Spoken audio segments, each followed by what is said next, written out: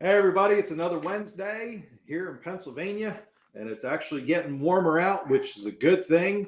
Don't mind my dog barking. You might hear him in the background. I have a neighbor that's actually getting some tree work done, and he's having fun barking at him. This is a wonderful world of working out of your house, doing those type of things. So today, what we want to talk about is avoiding the EDI nightmare, the case for phased implementations, and why I recommend phased implementations compared to an implementation where you're just doing a straight cutover. So just to give people a little bit of an understanding, what do I mean by phased implementation? So think of it this way. If you have 20 trading partners, okay, and you want to go ahead and you want to migrate from an existing EDI system over to a new EDI system. A phased implementation approach is meaning that you're going to take a certain number out of that 20 and you're going to select those that you want to do in the first phase. So typically I suggest 1 to 5 trading partners. You can make up that 1 to 5 trading partners any which way that you want. It's really up to you. You can go, hey, I want to take our largest trading partners, the most volume that we're doing, and move those in the first phase because maybe they're going to have a big monetary impact, or there's a big time savings impact, or whatever it's going to be for those 5 trading partners or 1 trading partner that you want to do initially. Well, you want to keep that phase, the first phase, as a controlled approach so that you have everybody prepared, everybody's hypersensitive in making sure that everything's moving smoothly.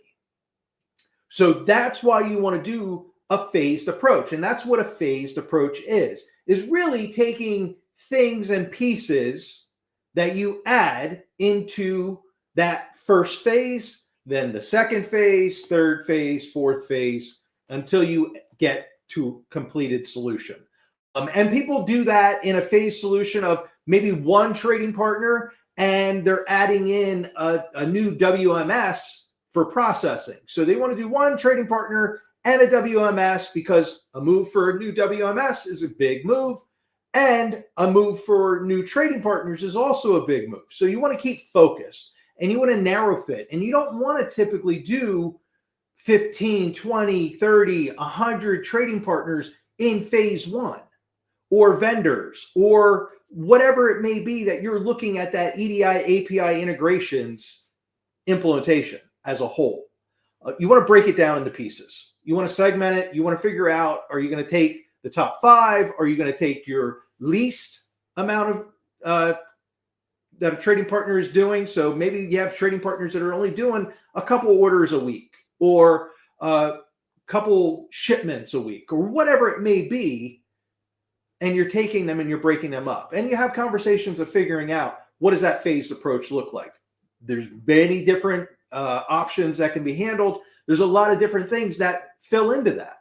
It could be, again, monetarily that you're figuring out which ones to do first. It could be whatever.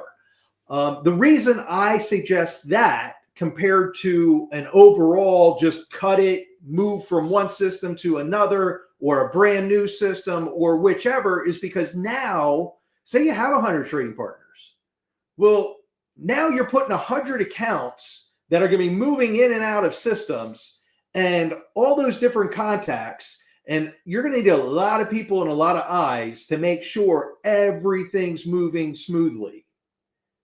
Where typically, if you do the phased, well, now we're keeping hyper-focused on maybe 5 trading partners.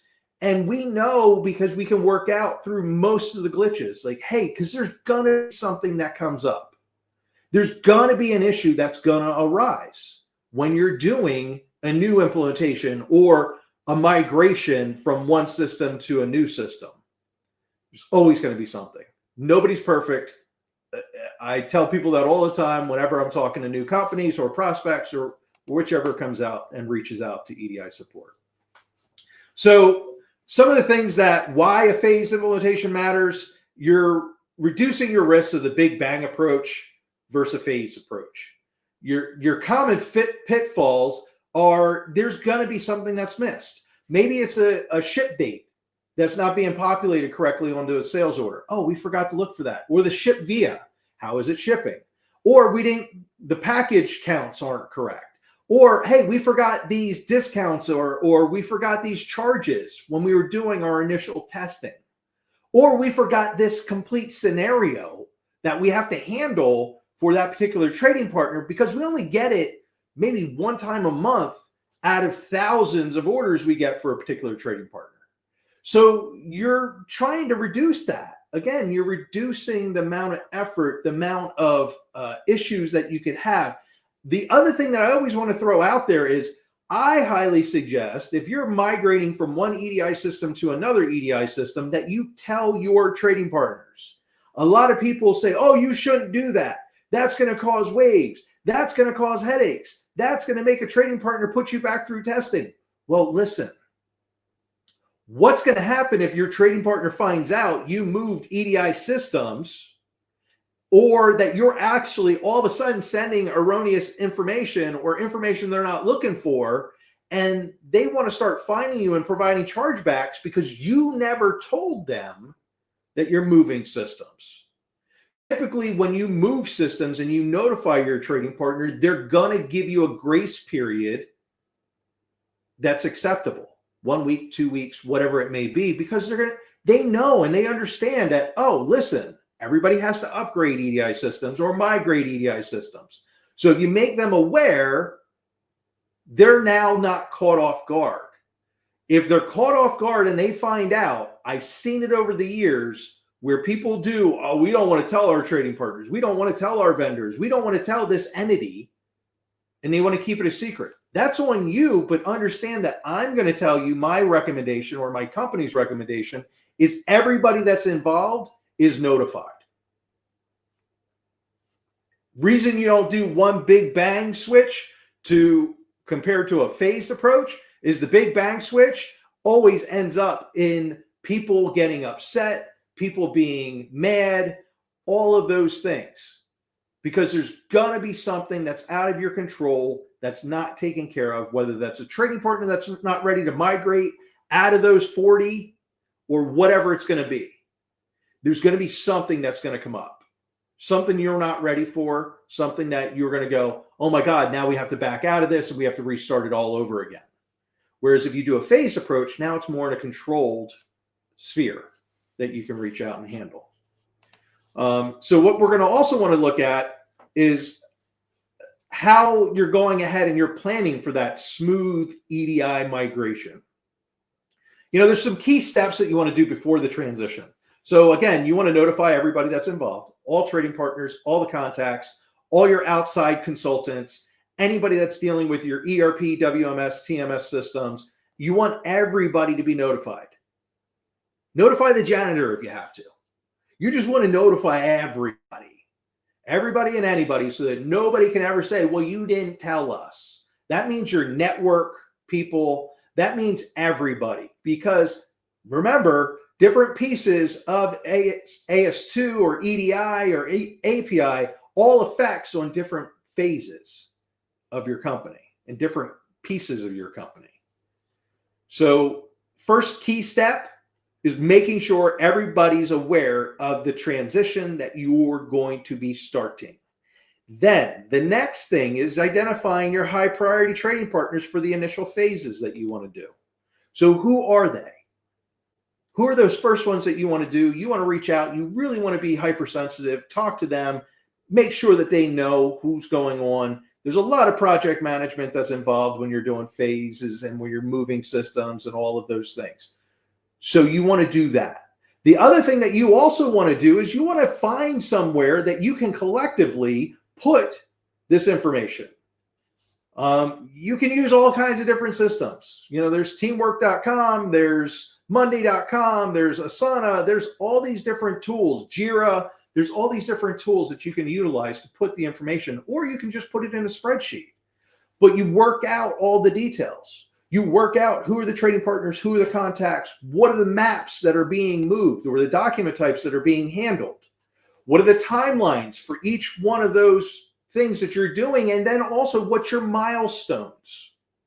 And by milestones, it's like, okay, if I have to set up AS2 and I have to change my configurations of the AS2, when do I think that's going to be accomplished? When have I sent a test file, received a test file, done successful MDNs, all of those things? When does my map? What are the conditions inside of my map? When have all those maps been taken care of? When is my ERP system set with its flags that maybe I need for the new system, or the updates, or the WMS or TMS or custom system? Where are those different things? List out each one of those steps. Who's responsible, when it should be done, and indicate it so that it's all visible to somebody somewhere. I also typically suggest weekly or bi-weekly meetings where you're getting together and you're working through those things. You can do them every 2 weeks if you find that it's okay, and then just have immediate meetings as you're working through things. So you want to outline a lot of things. Minimizing the risks during the transition, you want to look at how are you handling the various compliancies that you need to do? How are you looking to handle and work through and correct any type of chargebacks?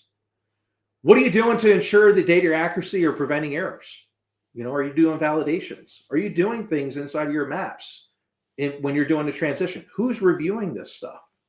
Is it going to be your responsibility, our responsibility if EDI support's involved? Who's responsible? You got to figure those things out. And again, you don't have to be as stringent as everything needs to be written in stone, but you should have some type of indication that people know of. That way you're avoiding the supply chain disruptions. Who's supposed to be reviewing the orders? Who's signing off on making sure the invoices have gone through, the shipments have been sent, acknowledgments are sent or received, all of those things. Some of the best practices for managing multiple trading partners, again, all stems down to communication. Communicating with the trading partners during the switch. Handling different EDI formats and those various requirements. Automating and testing and validation, along with to check your efficiencies. So you want to go through and you want to look at all those different things when you're managing the multiple trading partners. And you want to work through who's doing what, handling communication, looking at the different things that are occurring. How do you avoid common roadblocks? Common roadblocks that are going to occur is trading partner delays or vendor delays or miscommunication where somebody thought that you already did AS2 testing where you didn't. Again, get it in a spreadsheet. Get it into one of the project tools that you can utilize that are out there. Make sure that you have the IT resources and there's no constraints there. That, Betsy, who handles your firewall configurations, isn't going to be on vacation. Or Bob, who handles all of your ERP implementations and handles the configurations in the ERP, is going to be available and is aware when you're doing those migrations. So you want to check to make sure the people are there. So that way you can address them and have backups if you need for those people.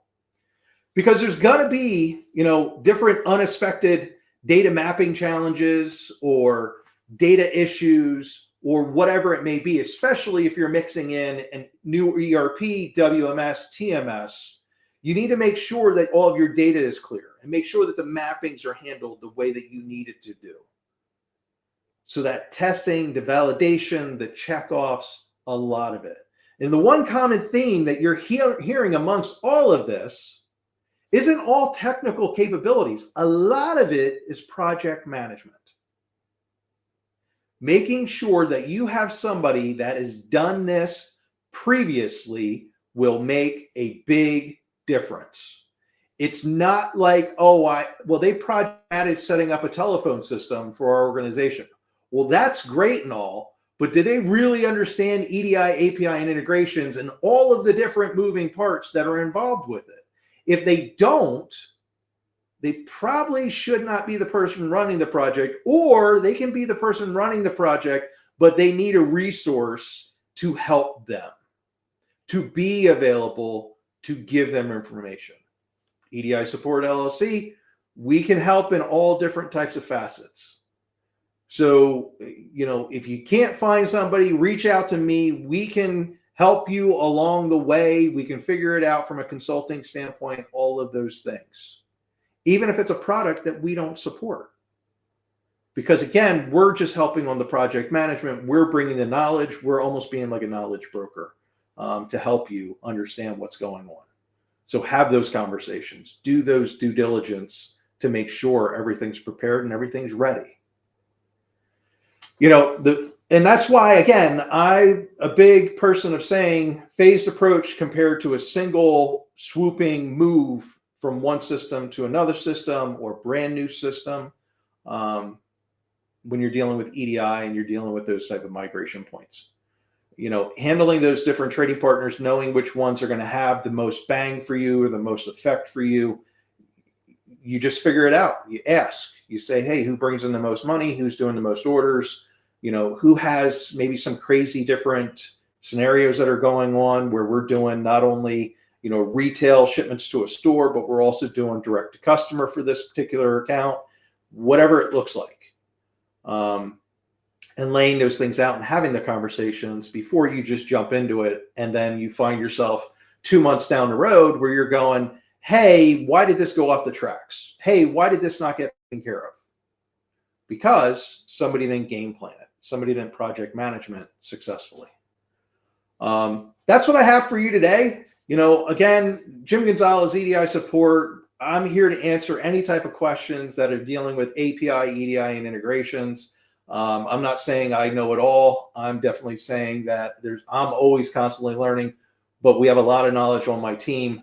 We have a lot of things that we've seen over the years. Check out our YouTube channel. Check out our Discord server. Give me thumbs. Give me likes. Look at us on LinkedIn and reach out. Let me know if there's certain things that you would love for us to talk about, things that you'd love for us to bring up. Again, Jim Gonzalez, I hope you have a great rest of your week, and I will be seeing you the following Wednesday. Take care, everybody.